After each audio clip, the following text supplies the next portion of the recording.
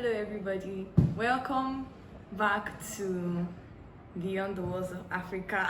My name is Kelly Adele and I am hosting this section of the you know. And today we have a guest here.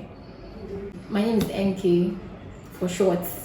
Today I'm going to be asking her very nice questions. So the first question is, are you a Christian? Yes, I am. Are you sure? I'm very sure. These are spiritual questions I want to ask you. So how is life going these days?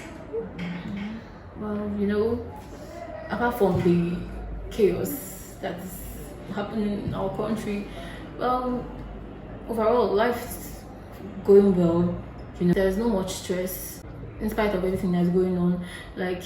In spite of everything, God is still coming through, in my family, provision for everything, and I'm really glad. Second question is, in what ways are you active in ministry? Okay, so in what ways am I active in ministry? So, as a young person, I belong to a church, and in church, I serve in the ushering department. And I'm currently the head usher in my teenage church. And to be very honest, it's not easy leading young people.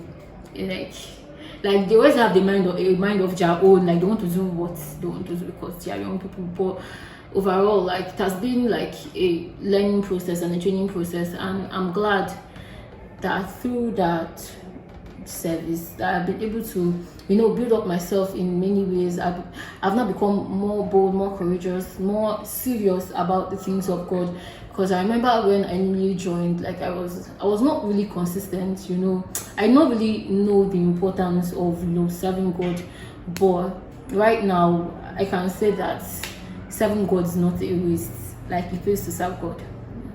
Okay, so what we can get from your statement is that serving God pays off. Yes, it Serving God is nice. Okay. So the next question is, how do you live out your faith in a way that exemplifies God's love towards us? First things first, I've come to understand that for you to confess that you love Jesus, there has to be a reciprocal, an intentional act of showing love to other people. You cannot say that you're a Christian or that you love God and the people around you, your family, your friends, the people that you associate with in school, at work, are not experiencing that love of Jesus from you. For example, I remember there was one time in church, so there was this girl. She walked in and what she was wearing was extremely her body was open, she was showing skin, and everything. It was not appropriate for that kind of thing. And I've observed that what most people do is that when they see that kind of person, that they're quick to judge the person, they're quick to shout oh, you cannot wear this kind of thing. They don't really know how to communicate that, oh, see this thing you're doing. There's no love in their communication. So at the end of everything, they just end up pushing the person away. The person just ends up feeling bad. But what I usually do is that when I see that kind of person, I call that kind of girl or person aside and be like, oh, how are you? Are you new? I've not seen you around before. By the way, your dress looks beautiful, that kind of thing. And I just compliment her and all of that, and I make her feel good and feel loved. They have to know that you actually love them, right? And so when I'm done everything, I just tell her, I go ahead and tell her that, oh, this your gown is fine, but that it's kind of short. So maybe if you are wearing it next time, maybe wear something under, or that kind of thing. So it makes the person feel loved. The person does not even feel oh, this person is judging me, that kind of thing. And also another way that people can see the love of Jesus through you is through the way you speak to them. For me, one thing that puts me off is the way I can see somebody and wow, I admire the person from afar. You know, oh, I like the way this person dresses. I like the way this person does that. But immediately I hear you talk, there's a way people talk, and it just like puts me off. There's a way, as a Christian, as a believer, there's a way you're supposed to talk. You're not supposed to talk anyhow. You're not supposed to be engaging in every conversations. There are conversations you're supposed to remove yourself from, so people will know that when people see you, they're like, oh, this girl has a standard. Like, they'll believe that, no, I know this girl, she cannot talk about this kind of thing. For example, talks about cheating, for as we are students, talks about like, oh, double cheating, like those kind of things. Like, people are not supposed to be hearing you saying it like it's a normal thing. Like, there's something that should set you apart, and the more you do that, the more people they separate. Like, you're automatically separating yourself, and the next time, even though that person can see you and admire you from afar, you will not know that you're actually impacting life, but you're actually impacting life with the way you manage yourself. Okay, so the last question here is, what is your advice or encouragement to people who are trying to seek God? Okay, my advice to all of you all who are still striving to know God, striving to seek God, my advice is to first of all be intentional and make up your mind to know Him for yourself.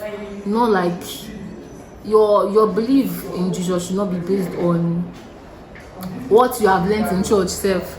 It should not be based on what you have learned when you were small. It should not be based on what your parents have told you. You have to intentionally want to know God for yourself. In spite of Sunday services, weekly activities, you have to subject yourself to know God for yourself. You have to, for example, you make up your mind that, oh, every day by this time I'm going to pray for 30 minutes, for 1 hour.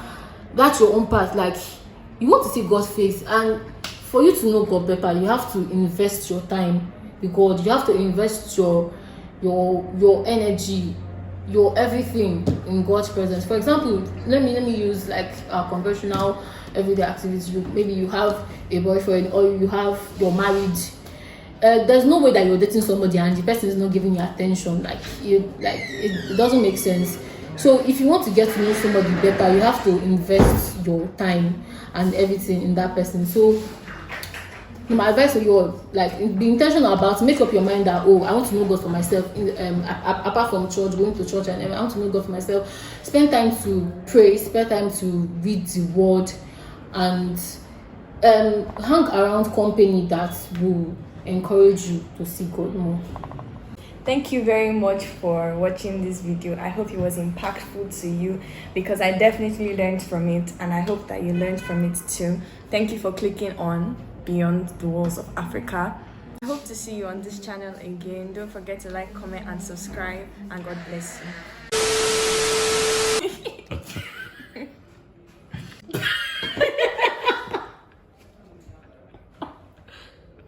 I think I started from the beginning.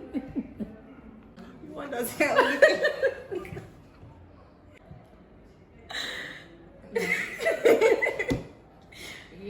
Okay, so now answer this question. What kind of ministry are you talking about? Okay, I'm whispering.